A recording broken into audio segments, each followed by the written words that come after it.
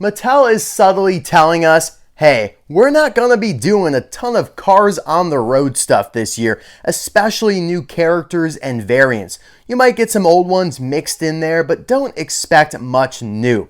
I mean, here we sit, February 2025. We already know the contents of the first 6 singles cases, which is half of the entire year, by the way, and some additional releases past that have yet to be assigned to cases. Most of those happen to be expanded universe stuff. And so the only new Cars on the Road release we know of is Jonathan Gearson, the BMW assistant to Bella Cadaver, coincidentally from the B-Movie episode, which is the episode we're going to be focusing on today for this custom review of Viking Hat Mater. Super excited about it, but it really does bring up this concern I have. There is so much left from Cars on the Road to be done as a diecast. In this episode alone, Mater gets so many different looks. Of course, Viking Hat. You also have Mad Scientist Mater, which they did do as a mini racer. Then you have the Gravedigger version. There are all the zombies. That spider-looking car. There's Lance the Rider. Multiple assistants. There is so much to be had.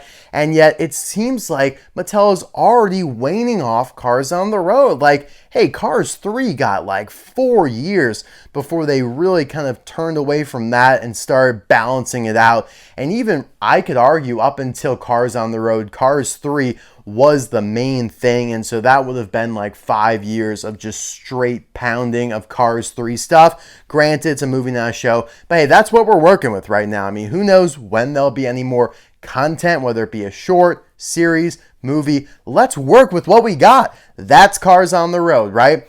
Not expanded universe stuff, but hey, that gets into the whole idea of maybe this Cars on the Road experiment didn't go great. Maybe the stuff's not selling great. I would tend not to buy that because when I go to stores, I've seen a lot of people on Facebook and all over the messaging groups. Seems to be perfectly fine. The hobby seems to be perfectly normal. It's operating as it was before Cars on the Road, where the new stuff's hard to find. There are peg warmers. Peg warmers tend to be the common characters, pities, some of the weirder new releases, like, maybe a Claire Gunzer in there. Well, hey, Lee Race as well. A repeat that no one really cared for. So I don't know. I really don't understand it, guys. But again, that's always why we need to be grateful for customizers like Javes House, who crafted this Viking hat. It is just the Viking hat, by the way, that I easily applied to my road trip Mater here and thus made Viking Hat Mater. I'll leave his contact info in the description below. This is the same customizer that did the wonderful Clutch Homebolt, who I reviewed about a month and a half ago at this point. I will leave the link for that in the description, card suggestion in the top right-hand corner. Absolutely, obviously. I mean, if you've seen that video, you know what Javes House is capable of. This is just a fraction of that with the Viking helmet, but a worthy custom here to do a video on nonetheless. So let's show where Mater appears with the Viking hat. He's kind of in the room with all the prop shelves. Another phenomenal scene in Cars on the Road because you can see so many Easter eggs to other things within Pixar, within the Cars realm. You have like the Pizza Planet blimp there. You have, I think, the cowboy hat or the cowgirl hat from the Me and Tia's from Monster Truck Mare. You have so much to munch on in there. It's really incredible. And although it's not like they would release the shelves or anything, it just goes to show that episode gave Mattel a lot of fodder for diecast, and they're not really taking advantage of it. And when they do take advantage of it, they make Doug Crankle the complete wrong color. Yippee. So yeah, I figured that this was the best Mater to make for Viking Hat Mater. I mean, here you have the regular Mater, and yeah, I mean, it works, but come on, this looks way better. It looks way more appropriate for Mater to be kind of jumping and smiling ear to ear when he's got his Viking hat on. It also just seems to fit a little bit better on the top of his head there. Maybe it's because there's a little bit more of a gap, or the way that the front of him is angled upward, because this is that variant of Road Trip Mater that came out in the beginning of 2023 with quote-unquote suspension there, So very nice. It doesn't have the working tow hook, but, that just comes with the territory. Not every Mater has the working tow hook, although President Mater here did.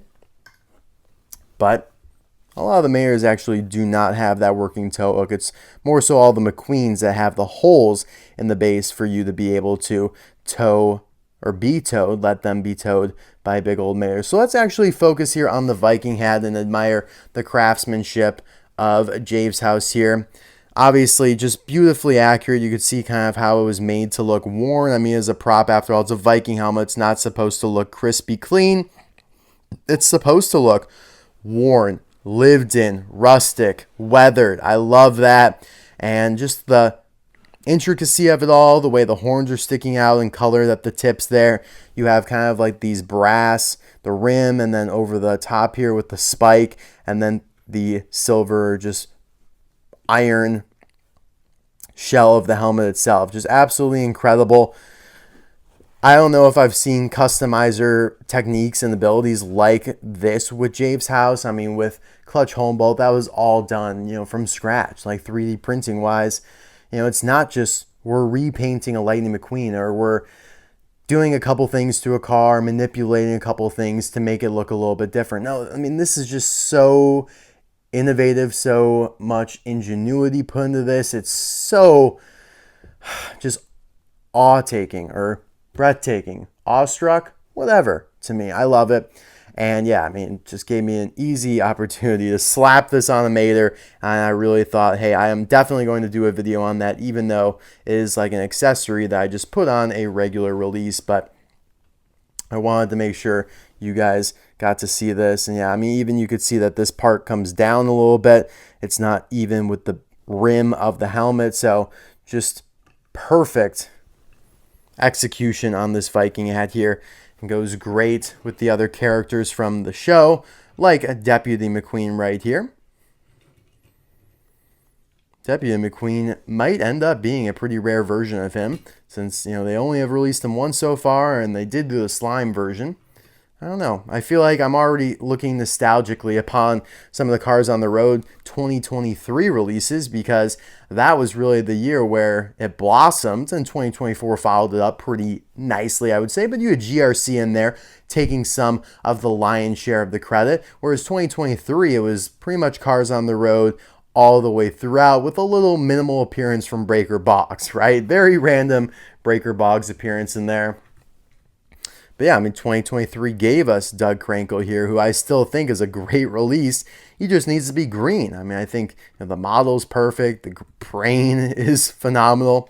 So it's really just a shame that they messed up on the color of him. 2024 gave us Tony Motorfeld, which was a must release considering he has speaking lines. So I'm glad that they did that.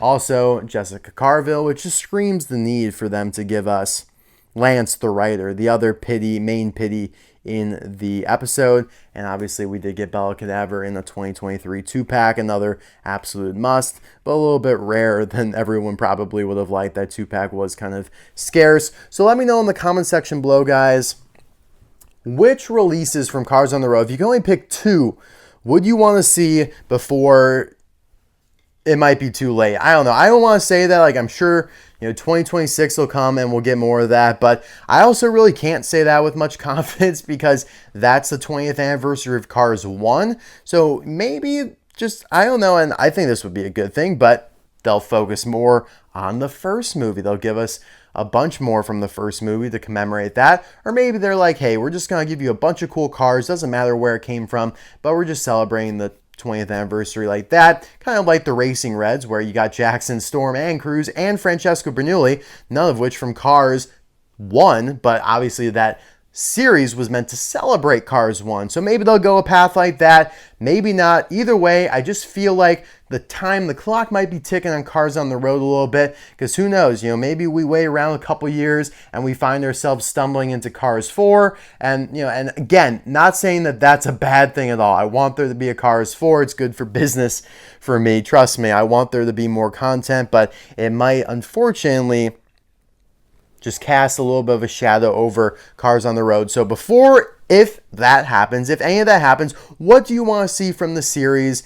What the hell do you want to be released? What do I want to be released? I think, like I said, the Mad Scientist Mater, the Gravedigger Mater, they're pretty much set on McQueen's. I mean, the Clown Nose one would be fine, but that's another relatively easy custom. I think there's some other cool characters in there. That spider car from the B-movie episode will be a little hard to do, so I get that. I think another rumbler or two, maybe another one of the electrical vehicles would be cool. I think we need a couple more of the cars from the wedding episode, like a Maserati or a Corvette would be awesome. And I mean, I'm pretty set on the Dino episode, maybe a 155 scale version of the Ankylosaurus, and I'll be good. And moving on to Salt Flat, I'm pretty good on Salt Flats, to be honest. Like, I don't really need anything if, I'm not going to get greedy. I'm pretty good on Lights Out. A ghost version of Randy would be kind of cool, or maybe just another random ghost in general. Maybe like Deanna Giordano, called a day with her. And maybe the Concierge car as well. One of those. And yeah, Trucks, I'm totally good. You don't have to give me anything from Trucks.